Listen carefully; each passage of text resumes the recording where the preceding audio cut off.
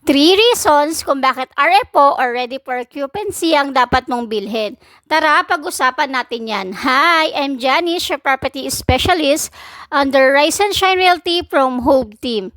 Number 1, makikita mo mismo ang actual na unit, yung location at itsura na magiging bahay. Number 2, mas mabilis malipatan. Perfect ito sa nagmamadaling lumipat dahil nga constructed na yung bahay. Number 3, para ka lang ding nag-rent to own. Since nag-i-installment ka through Pag-ibig, para ka ding nag-rent pero this time sa'yo nakatitle ang pangalan at ensure ka na sa'yo mapupunta ang property once masettle mo na kay Pag-ibig. If may mga questions ka, message me then follow me for more real estate tips. Thank you for watching!